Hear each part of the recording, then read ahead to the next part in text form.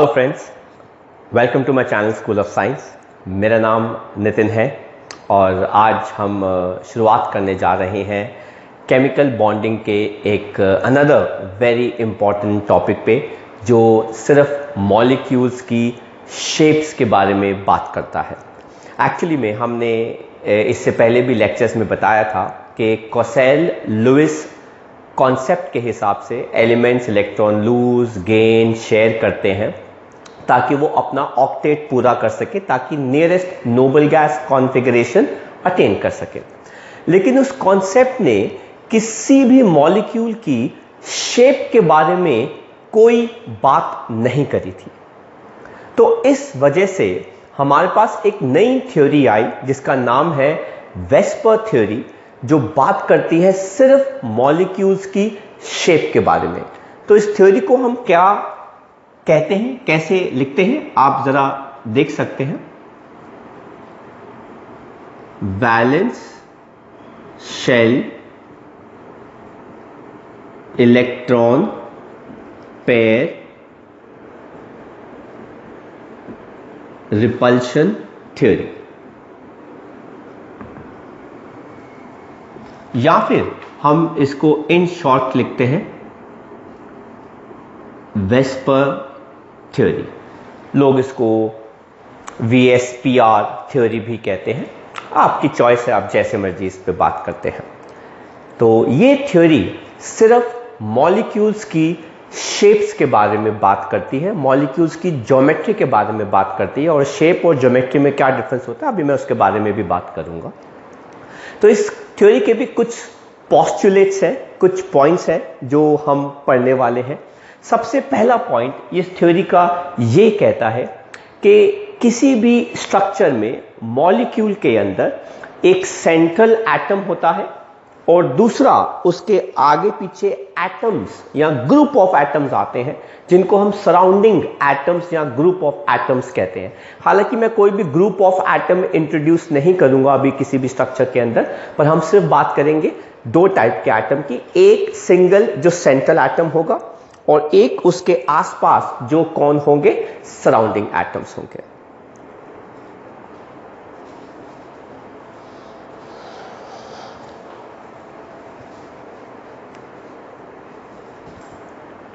ठीक है, तो चलिए बात करते हैं इनके कुछ पोस्टुलेट्स की। तो सेंट्रल एटम के पास होते हैं वैलेंस इलेक्ट्रॉन्स जो बॉन्डिंग में पार्टिसिपेट करते हैं। लेकिन ये सेंट्रल एटम के इलेक्ट्रॉन किसके साथ बॉन्ड बनाते हैं? ये बनाते हैं सराउंडिंग एटम्स के साथ बॉन्ड बनाते हैं।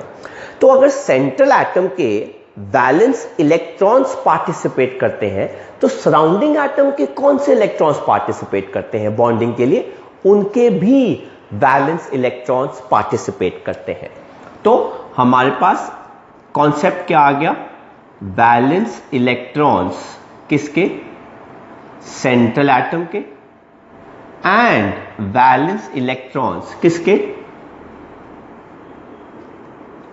सराउंडिंग एटम के आपस में क्या बनाते हैं? बॉन्ड बनाते हैं। ठीक है, तो पहला पॉइंट क्या आ गया? सेंट्रल एटम और सराउंडिंग एटम्स आपस में मिलकर बॉन्ड बनाते हैं। वैलेंस इलेक्ट्रॉन सेंट्रल एटम के बॉन्डिंग में पार्टिसिपेट करते हैं। नेक्स्ट पॉइंट में क्या आ जाएगा? सराउंडिंग एटम्स के भी वैलेंस इलेक्ट्रॉन्स बॉन्डिंग में पार्टिसिपेट करते हैं। ये दोनों इलेक्ट्रॉन जब पार्टिसिपेट करते हैं, बॉन्ड बनाते हैं, तो ये बॉन्ड्स एक दूसरे को क्या करते हैं? रिपेल करते हैं। सर, ये एक दूसरे को रिपेल क्यों करते हैं? ऑब्वियसली बात है, बॉन्ड्स किसका बना हुआ है? इलेक्ट्रॉन्स का बना हुआ है। इलेक्ट्रॉन्स आपस में एक दूसरे को क्या करेंगे? रिपेल, जिसकी वजह से बॉन्ड्स एक दूसरे से दूर जाते हैं। और जब ये बॉन्ड्स एक दूसरे से दूर जाएंगे तो मॉलिक्यूल की एक शेप आ जाती है जो 3 डायमेंशनल होती है। कभी कभार ऐसा भी होता है कि कुछ वैलेंस इलेक्ट्रॉन्स बॉन्डिंग में पार्टिसिपेट नहीं करते, तो वो किस फॉर्म के अंदर एग्जिस्ट करते हैं? As lone pairs. अब लोन पेयर्स भी इलेक्ट्रॉन्स को रिपेल कर सकते हैं, बॉन्डेड इलेक्ट्रॉन्स को, बॉन्ड पेयर्स के भी इलेक्ट्रॉन रिपेल करते हैं। तो it is overall repulsion between all type of bond pairs and all type of lone pairs.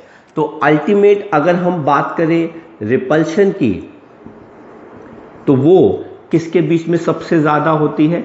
Lone pair के बीच में रिपल्शन सबसे ज्यादा होती है as compare to lone pair bond pair, और सबसे कम रिपल्शन किसके बीच में होती है? Bond pair and bond pair या बॉन्डेड इलेक्ट्रॉन्स के बीच में रिपल्शन होती है। राइट? तो आई होप आपको कॉन्सेप्ट समझ में आया। तो पहला point, central atom and surrounding atoms आपस में मिलके बॉन्ड बनाते हैं। दूसरा पॉइंट, सेंट्रल एटम के वैलेंस इलेक्ट्रॉन्स बॉन्डिंग में पार्टिसिपेट करते हैं। तीसरा पॉइंट, सराउंडिंग एटम्स के भी वैलेंस इलेक्ट्रॉन सेंट्रल एटम के साथ बॉन्ड बनाते हैं। और कुछ इलेक्ट्रॉन्स जो बॉन्डिंग में पार्टिसिपेट नहीं करते वो क्या बन जाते हैं? Lone pairs. जो इलेक्ट्रॉन बॉन्डिंग में पार्टिसिपेट करते हैं वो क्या बन जाते हैं? Bond pairs. एंड फाइनली ये बॉन्ड पेयर्स और लोन पेयर्स अगर हैं तो आपस में एक दूसरे को रिपेल करके 3 डायमेंशनल शेप बनाते हैं। और उसके अंदर रिपल्शंस की अगर बात करें तो लोन पेयर के बीच में रिपल्शन सबसे ज़्यादा होती है, उससे कम होती है लोन पेयर और बॉन्डेड इलेक्ट्रॉन्स के बीच में, और सबसे कम रिपल्शन जो किसके बीच में होती है? Bond pair and bond pair के बीच में। राइट? तो लेट अस सी शेप्स मॉलिक्यूल की। एक तो हम बात करते हैं कि शेप और ज्योमेट्री के बीच में डिफरेंस क्या होता है।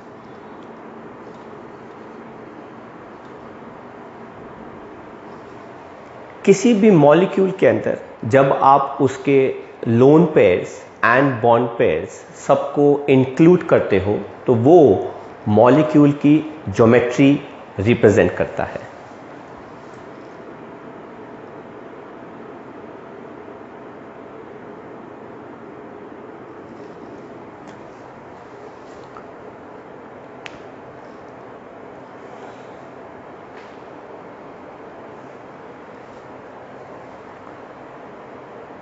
तो देखते हैं ज्योमेट्री क्या होता है। जब हम किसी मॉलिक्यूल की शेप के अंदर उसके lone pairs and bond pairs सबको इंक्लूड करते हैं तो वो मॉलिक्यूल की क्या बनती है? ज्योमेट्री, है ना। When LP and BP of a molecule all are included,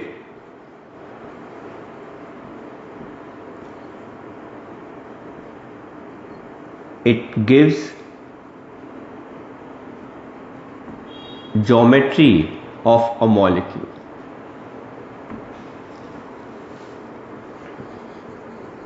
तो फिर शेप क्या होती है? when only bond pairs of a molecule are included,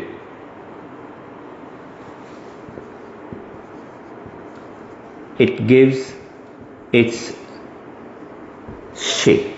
तो हो सकता है कि किसी मॉलिक्यूल के अंदर लोन पेयर्स ना हो।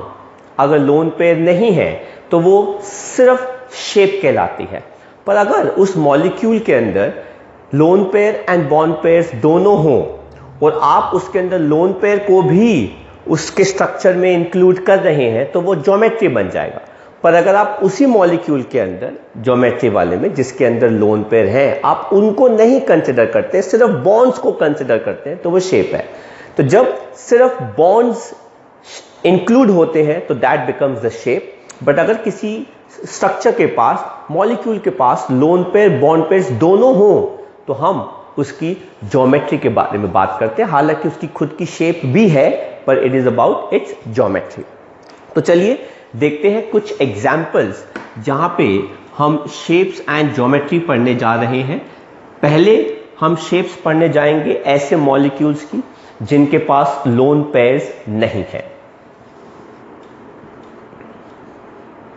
तो शेप ऑफ मॉलिक्यूल्स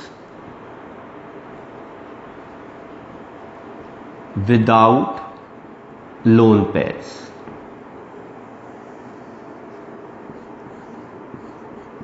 सबसे पहली शेप जो इसके अंदर आती है वो है लीनियर शेप। तो let us take central atom A, ये हो गया बॉन्ड बी के साथ, ये हो गया बॉन्ड एक सराउंडिंग एटम बी के साथ। तो A is the central atom, B is the surrounding atom. तो इनके बीच में जो शेप बन रही है वो क्या है, लीनियर। और जब भी लीनियर शेप होगी तो बॉन्ड एंगल, ये वो एंगल होता है जो हमेशा बॉन्ड्स के बीच में होता है। तो बॉन्ड एंगल जो है वो कितना रहता है, 180 डिग्री। तो इसके अंदर लोन पेयर नहीं है। So this is actually a shape of a molecule. इसमें हम एग्जाम्पल्स देख सकते हैं। BeCl2 जिसके अंदर बेरिलियम सेंट्रल एटम हो गया, क्लोरीन सेंट्रल एटम हो गया। Then BeF2 mercury difluoride, carbon dioxide, ठीक है, इथाइन। तो ये सब मॉलिक्यूल्स की शेप जो है वो क्या है, लीनियर है, जिसके अंदर कोई भी बॉन्ड पेयर नहीं है और बॉन्ड एंगल कितना है, 180 डिग्री। ठीक है, अगर हम आपको इसको स्ट्रक्चरली रिप्रेजेंट करके दिखाएं तो आप अज्यूम कर लीजिए कि हमारे पास ये दो बॉन्ड्स हैं, ये आपस में जुड़ गए, ये सेंट्रल एटम हो गया, ये सराउंडिंग एटम हो गया एक, ये सराउंडिंग एटम हो गया एक। तो इनके बीच में कहीं से भी बॉन्ड एंगल ले लीजिए, वो कितना रहेगा, 180 डिग्री। लेकिन अगर आप इसी स्ट्रक्चर के बीच में let us suppose third bond बनाने जा रहे हो, तो इस शेप में ऐसी कौन सी जगह है जहां से मैं थर्ड बॉन्ड सेंट्रल एटम पे बनाऊं। तो आप कहीं से भी बना सकते हैं क्योंकि हर तरफ एक ही टाइप की रिपल्शन आएगी। तो लेट अस सपोज मैं इसको यहां से ऐसे लेके आ रहा हूं, तो आप ध्यान दीजिएगा इन दो बॉन्ड्स के ऊपर। जैसे जैसे मैं इस बॉन्डेड इलेक्ट्रॉन को यहां पर लेकर आऊंगा, रिपल्शन बढ़ने की वजह से ये नीचे की तरफ बेंड हो जाते हैं और मॉलिक्यूल की शेप कुछ ऐसी आ जाती है जिसको हम कहते हैं ट्रायगोनल प्लेनर। और इस ट्रायगोनल प्लेनर शेप के अंदर कोई भी बॉन्ड एंगल देख लीजिए, वो कितना होता है, 120 डिग्रीज। तो ये क्या होगी, शेप ट्रायगोनल प्लेनर। तो अगर मैं इसको हटाता हूं तो ये एक दूसरे को रिपेल करके यहाँ पे आ जाएंगे, मैक्सिमम बॉन्ड एंगल 180 डिग्री। लेकिन अगर मैं थर्ड बॉन्ड इंट्रोड्यूस करता हूँ, आप जैसे मर्जी इंट्रोड्यूस कीजिए, कोई फर्क नहीं पड़ता। तो अगर मैं इसको थर्ड बॉन्ड को इंट्रोड्यूस करता हूँ तो रिपल्शन की वजह से ये जो अपने आप को अलाइन करेंगे वो इस फॉर्म के अंदर करेंगे, जिसके अंदर बॉन्ड एंगल कितना बन जाएगा, 120 डिग्रीज। तो आइए इसको हम ड्रॉ करते हैं और अंडरस्टैंड करते हैं। तो लीनियर शेप के अंदर हमारे पास दो बॉन्ड पेयर्स आए। नेक्स्ट जो हमारे पास शेप आ रही है ट्रायगोनल प्लेनर या ट्रायंगुलर प्लेनर, इसके अंदर 3 बॉन्ड पेयर्स होंगे और हमारे पास सेंट्रल एटम क्या हो गया, ए। तो एक बॉन्ड हमने ऊपर की तरफ बनाया, एक नीचे की तरफ, एक इधर। तो ये वाला बॉन्ड एंगल ले लीजिए, चाहे ये ले लीजिए, चाहे ये ले लीजिए, सारे बॉन्ड एंगल कितने हो गए, 120 डिग्रीज। और इसके अंदर एग्जाम्पल क्या हो सकता है, AlCl3, BF3, SO3, NO3 minus. इसके अंदर आयंस भी हो सकते हैं, जरूरी नहीं है कि सिर्फ न्यूट्रल मॉलिक्यूल्स भी हों, आयंस भी बॉन्ड्स इस फॉर्म के अंदर बना सकते हैं, राइट। तो आई होप आपको ये वाली दो शेप्स समझ में आई। इसके बाद हम थर्ड शेप इंट्रोड्यूस कर रहे हैं, 2 बॉन्ड पेयर्स, 3 बॉन्ड पेयर्स। अब हमारे पास शेप क्या आ जाएगी, 4 बॉन्ड पेयर्स के साथ, जिसको हम क्या कहते हैं, टेट्राहेड्रल, जो one of the most important shape आती है इस चैप्टर के अंदर। अब इसके अंदर सेंट्रल एटम है हमारे पास ए, राइट, और हमारे पास इसके अंदर 4 बॉन्ड्स आ जाएंगे।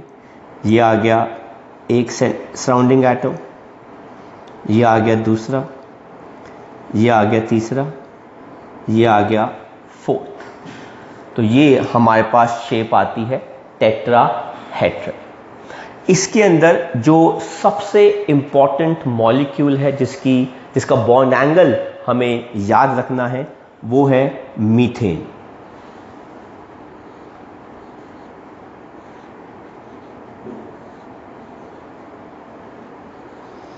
जिसका बॉन्ड एंगल कितना होता है, 109 डिग्रीज एंड 28 मिनट्स, राइट। तो ये बॉन्ड एंगल हमें इस शेप का ध्यान रखना है।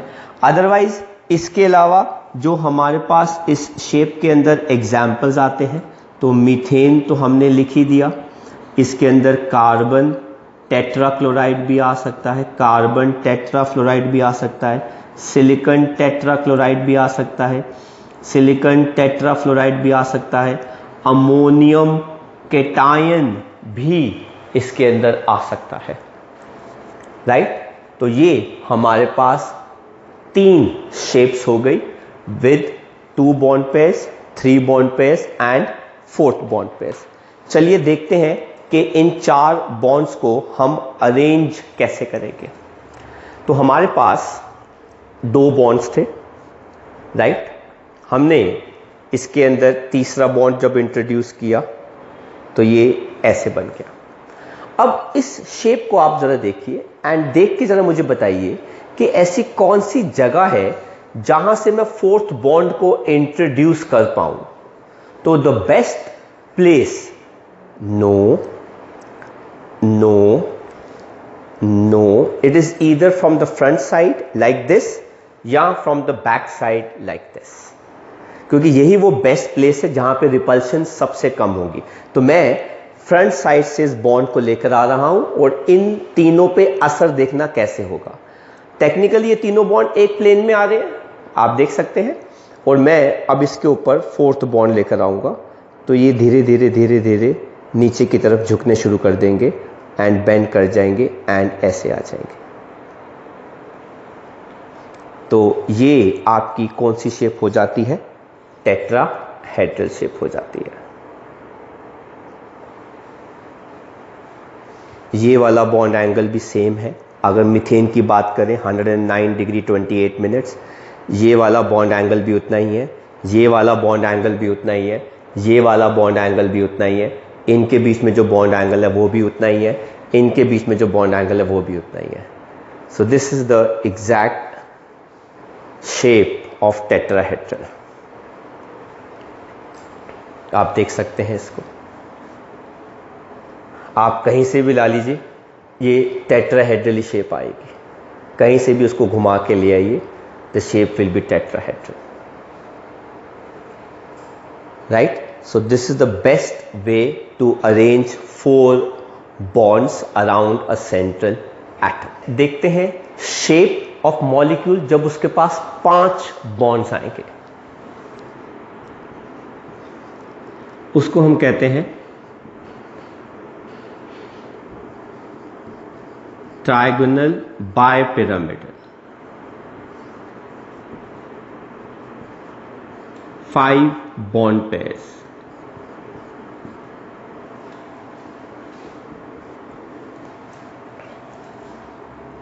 ये रहा हमारा सेंट्रल एटम।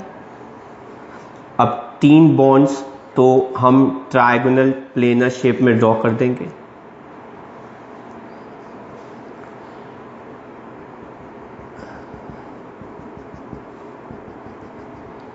जिसके अंदर बॉन्ड एंगल हमारा कोई भी ले लीजिए, वो कितना आ जाएगा, 120 डिग्रीज, राइट। और इसी के साथ 2 बॉन्ड्स सेंट्रल एटम के परपेंडिकुलर हम प्लेस कर देंगे इस पूरी शेप के साथ, तो वो कितना आ जाता है 90 degree.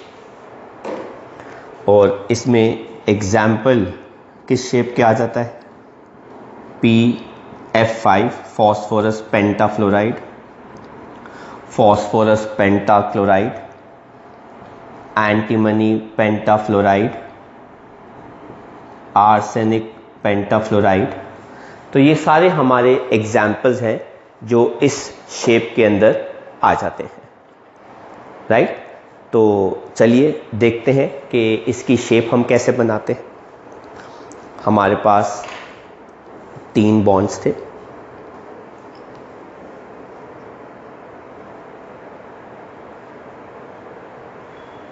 Trigonal planar shape, right. आप इसी शेप को ऐसे प्लेस कीजिए, एक बॉन्ड परपेंडिकुलर ऊपर रख दीजिए और एक बॉन्ड परपेंडिकुलर नीचे रख दीजिए। तो अगर आप एक बॉन्ड ऊपर रखते हैं, ऐसे करिए, ये जो आप एक साइड देख रहे हैं ये एक फेस हो गया, ये दूसरा फेस हो गया, ये तीसरा फेस हो गया। तो ये एक पिरामिड हो गया विथ 3 फेसेस। अगर आप इसको ऐसे रख देंगे तो ये एक फेस हो गया, ये दूसरा फेस हो गया, ये तीसरा फेस हो गया। तो 2 पिरामिड एक दूसरे के ऊपर नीचे रखे हुए हैं। दैट्स वाई वी से इट एज बाय पिरामिडल। एक पिरामिडल ऊपर की तरफ है, एक पिरामिड नीचे की तरफ पॉइंट कर रहा है, दोनों के बेसिस को हमने जोड़ दिया है। तो एक आ गया परपेंडिकुलर ऊपर, एक बॉन्ड आ गया परपेंडिकुलर नीचे आ गया, राइट। तो this is trigonal bipyramidal shape, right. तो अगर हम इस ट्रायगोनल बाय पिरामिडल शेप को ऐसे रिप्रेजेंट करते हैं, नेक्स्ट हम देखते हैं shape that is 6th in number. This was 4 and this is 5th in number, that is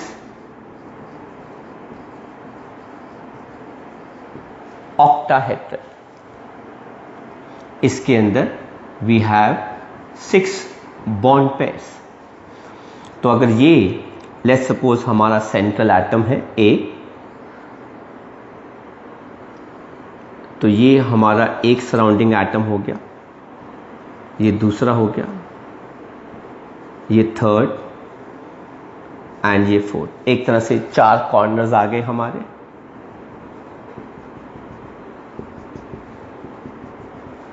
और सबके बीच में बॉन्ड एंगल कितना आ गया 90 डिग्रीज।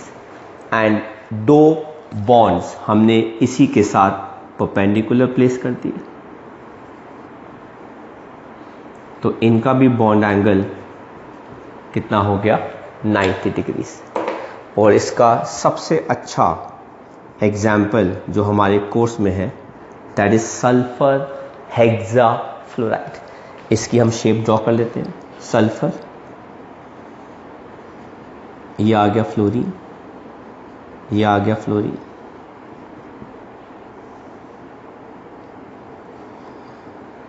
और एक परपेंडिकुलर।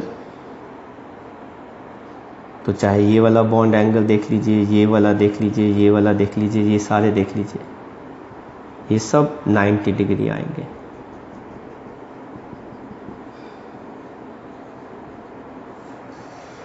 इसका एक एग्जाम्पल लेके देखते हैं।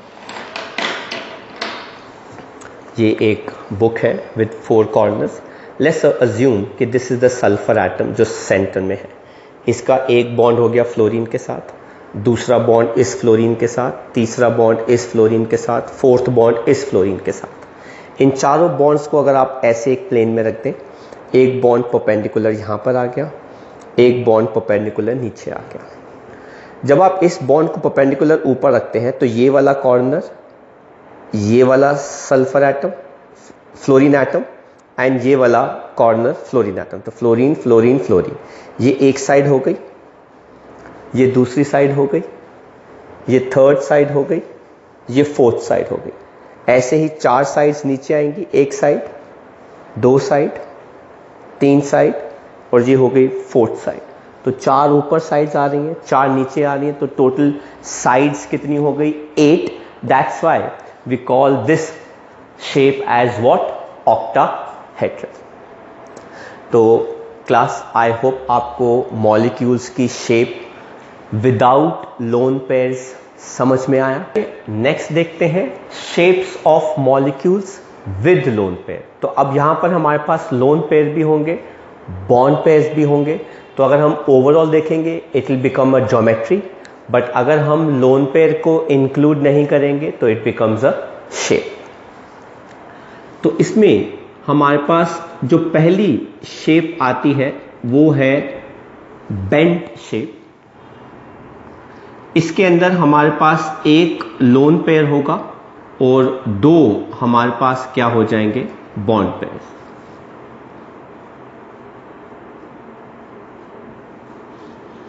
तो ये आ गया हमारे पास सेंट्रल एटम, ये आ गया एक लोन पेयर। तो इसको आप बेंट या फिर वी शेप भी कह सकते हैं। अगर हम मॉलिक्यूल्स के एग्जाम्पल देखें, SO2, ओजोन, SnCl2, तो ये सारे मॉलिक्यूल्स जो है इनके पास जो इनकी जो शेप आएगी उसमें 2 लोन पेयर, एक लोन पेयर है और 2 बॉन्ड पेयर्स है। सबकी ऐसी ही शेप होगी, बेंट और वी शेप, राइट। सेकंड देखते हैं, इसके अंदर जो हमारे पास शेप आती है दैट इज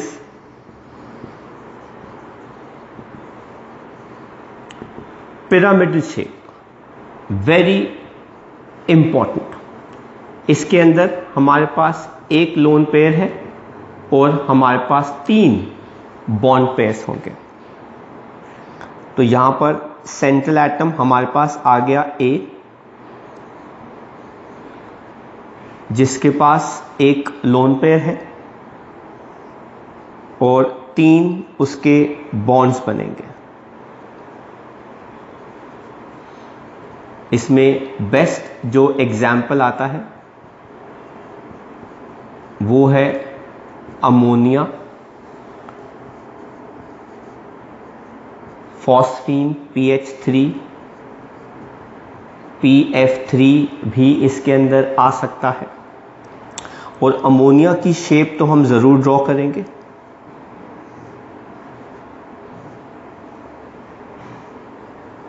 और इसका बॉन्ड एंगल भी हम जरूर मेंशन करेंगे क्योंकि इंपॉर्टेंट है, 107 डिग्रीज।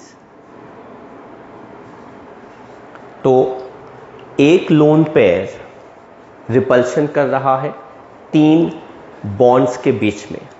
अब इसकी शेप मैं आपको थोड़ा सा समझाने की कोशिश करता हूं। आइडियली हमारे पास ये जो ओवरऑल क्वांटिटी है 1 और 3 कितना है? 4। हमारे पास 4 के साथ जो शेप आती है वो शेप थी पिरामिड ओ टेट्राहेड्रन।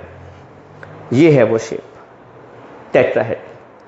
लेकिन जब चारों बॉन्ड्स होते हैं तो रिपल्शन कम होती है और बॉन्ड एंगल मीथेन में कितना आ रहा था? 109.28 मिनट्स। लेकिन जैसे ही हम इस बॉन्ड को हटाकर यहां पे लोन पेयर ले आते हैं तो लोन पेयर ज्यादा रिपेल करता है, जिसकी वजह से ये बॉन्ड्स थोड़े से और अंदर की तरफ झुक जाते हैं, जिसकी वजह से बॉन्ड एंगल जो टेट्राहेड्रल में था 109 डिग्री 28 मिनट्स वो कम होकर कितना बन जाता है? 107 डिग्री।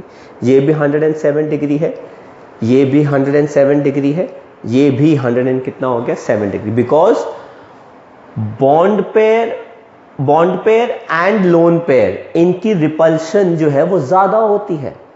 तो ये लोन पेयर इसको भी रिपेल कर रहा है, इसको भी रिपेल कर रहा है, इसको भी रिपेल कर रहा है, जिसकी वजह से ये तीनों बॉन्ड्स थोड़ा सा अंदर की तरफ झुक जाते हैं, राइट। सेम एक्सप्लेनेशन इसके लिए भी आता है। इसके पास भी क्वांटिटी 1 + 2 कितनी है? 3। तो 3 के साथ हमारे पास जो शेप क्या आती थी, ट्रायगोनल प्लेनर आती थी।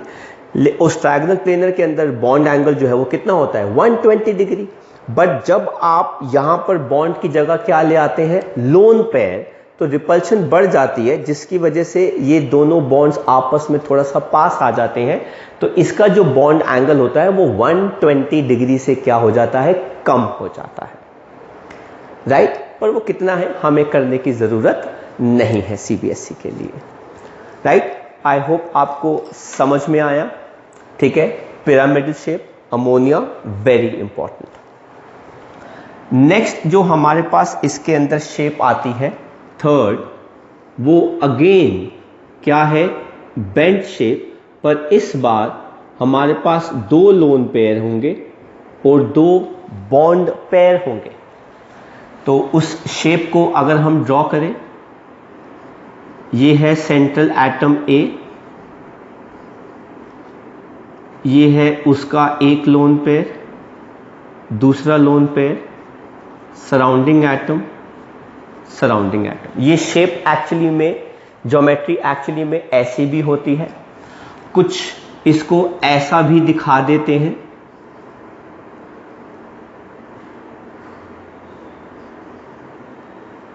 Just to mention the bond angle, और ये बॉन्ड एंगल जो है वो कम हो जाता है क्योंकि 2 लोन पेयर प्रेजेंट होते हैं। इसमें हमारे पास एग्जाम्पल आता है H2O, H2S, ये 2 स्पीशीज हमारे पास एग्जाम्पल आती हैं जो इसके अंदर मेन कैटेगरी के अंदर आते हैं। तो इसमें से हमारे पास पानी का जो एग्जाम्पल है वो सबसे ज़्यादा इम्पॉर्टेंट है। ऑक्सीजन, ये हो गए 2 बॉन्ड पेयर्स, ये हो गए 2 लोन पेयर्स, और ऑक्सीजन और इन दोनों बॉन्ड्स के बीच में जो एंगल बनता है वो बनता है 104.5 डिग्री। तो ये वाली शेप इंपॉर्टेंट है वाटर की। पिरामिडल शेप के अंदर अमोनिया जो है वो इंपॉर्टेंट है। कि हम पानी को कैसे एक्सप्लेन करते हैं, अब 2 लोन पेयर्स हैं, 2 बॉन्ड पेयर्स हैं, टोटल क्वांटिटी हो गई 4 का मतलब है टेक्निकली शेप क्या होनी चाहिए, टेट्राहेड्रन, 4 बॉन्ड्स बनते हैं। तो हम आपको 4 बॉन्ड्स बना के दिखा देते हैं। ये आगे 4 बॉन्ड्स, टेट्राहेड्रन शेप। अब आपको इसके अंदर 2 बॉन्ड्स हटाने होंगे ताकि वो लोन पेयर आ जाए। एक तो बॉन्ड ये हट गया, ये लोन पेयर यहाँ पे आ जाएगा, और एक बॉन्ड, अब आप ये वाला हटाओ, ये वाला हटाओ, ये वाला हटाओ, बात एक ही पड़ती है।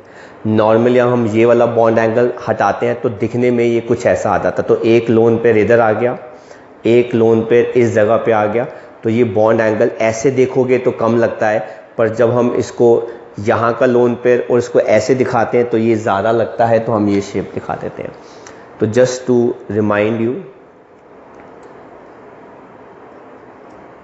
कि tetrahedral shape is something like this.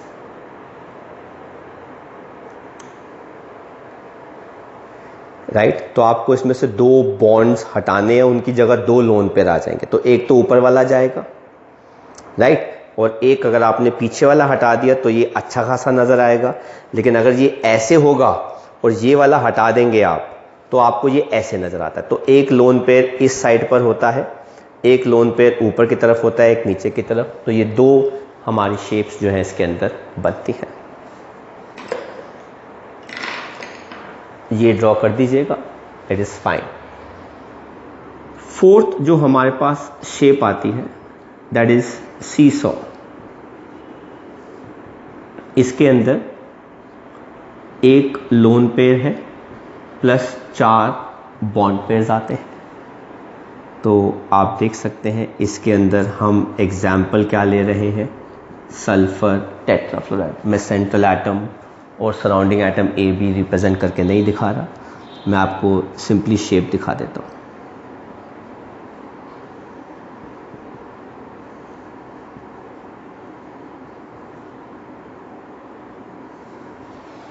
ये आ गई हमारे पास सी-सॉ शेप। नेक्स्ट जो हमारे पास इसमें शेप आती है दैट इज टी शेप। इसके अंदर हमारे पास 2 लोन पेयर्स हैं और 3 बॉन्ड पेयर्स हैं। तो ये देखिए क्लोरीन,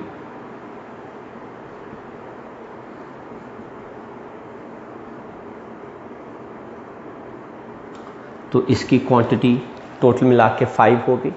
तो ट्रायगोनल बायपिरामिडल के जो 2 बॉन्ड्स ऐसे आते हैं जो ट्रायंगुलर शेप के होते हैं, वो हमने हटा के वहां पर क्या दिखा दिए, लोन पेयर्स। नेक्स्ट जो हमारे पास इसमें शेप आती है दैट इज लीनियर शेप। इसके अंदर 3 lone pairs plus 2 bond pairs है।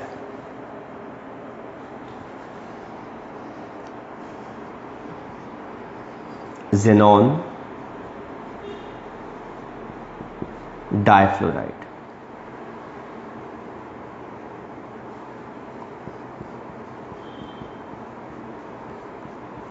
I3 minus, Br3 minus, ICl2 minus. तो इसके अंदर भी कुल मिला के अगर आप देखें तो क्वांटिटी इज 5, नंबर इज 5, 3 + 2 कितना हो गया 5। ट्रायगोनल बायपिरामिडल, तो ट्रायगोनल बायपिरामिडल के जो 3 बॉन्ड्स होते हैं ट्रायगोनल शेप के, उनकी जगह लोन पेयर्स आ गए, और जो परपेंडिकुलर बॉन्ड्स थे उनकी जगह हमारे पास क्या आ गए, बॉन्ड पेयर्स आ गए। तो ये हो गई हमारी लीनियर शेप। राइट, के अंदर जो शेप ड्रॉ कर रहे हैं दैट इज नंबर 7, वो आ जाएगी हमारे पास स्क्वायर पिरामिडल। शेप क्या आ गई, स्क्वायर पिरामिडल। इसमें हमारे पास 5 बॉन्ड पेयर्स हैं, साथ में एक क्या हो जाएगा, लोन पेयर। तो 5 + 1 कितना हो गया, 6। तो ideally it is octahedral. Octahedral में 4 कॉर्नर के बॉन्ड्स होते हैं, वो तो एज इट इज वैसे के वैसे आएंगे ही। Let us take up an example, Cl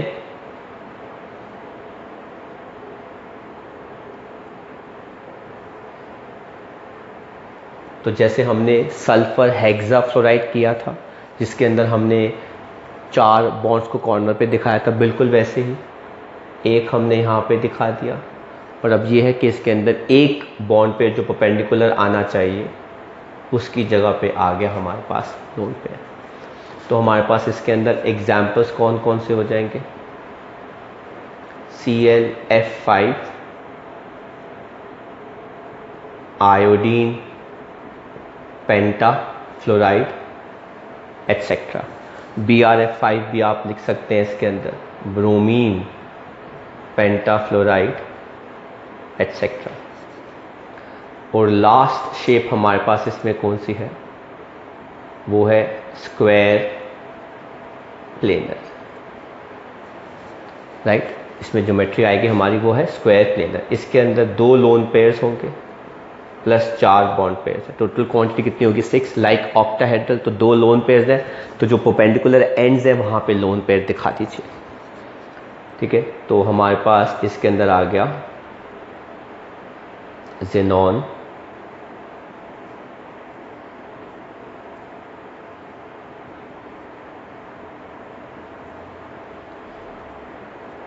example में कौन आ गया, xenon टेट्राफ्लोराइड।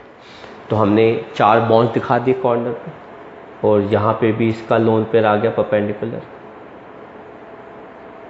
इधर भी लोन पेयर आ गया परपेंडिकुलर। तो क्लास आई होप आपको पता लगा कि शेप्स क्या होती हैं only with bonds, and geometry क्या होती है जहाँ पे बॉन्ड्स एंड क्या आ जाते हैं, लोन पेयर्स। तो ये जितनी भी हमने पढ़ी हैं shapes with lone pairs, overall ये क्या है, मॉलिक्यूल की ज्योमेट्री है। पर अगर आप इनके लोन पेयर्स को इंक्लूड ना करें तो वो क्या बन जाती है, शेप बन जाती है। Right, so we have done all the different types of shapes molecules की with and without lone pair according to VSEPR theory. तो वेस्पर थ्योरी अब सपोर्ट करती है कोसेल लुईस कॉन्सेप्ट को, और together they can explain the molecules. One explains with respect to octet rule, and this theory explains the molecule shape, 3-dimensional shape. but all these have their own drawbacks. That's why we will keep on moving to new theories जो हम अपने अगले lectures में लाते रहेंगे.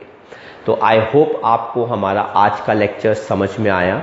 तो ये structures काफ़ी important है, जो मैंने मार्क किए हैं वो तो बहुत ही ज़्यादा इम्पॉर्टेंट है. सारी शेप्स मॉलिक्यूल्स की विदाउट लोन पेयर्स इम्पॉर्टेंट है, और विद लोन पेयर्स में जो दो शेप्स बहुत इंपॉर्टेंट है, that is ammonia pyramidal and bend shape पानी वाली. तो प्लीज़ इस लेक्चर को लाइक कीजिए, अपने फ्रेंड्स के साथ शेयर कीजिए ताकि वो भी अंडरस्टैंड कर सके कॉन्सेप्ट्स को. और if you haven't subscribe my channel, do subscribe because it is really going to help you for your schools and exams, right? Thank you very much. Bye bye from School of Science.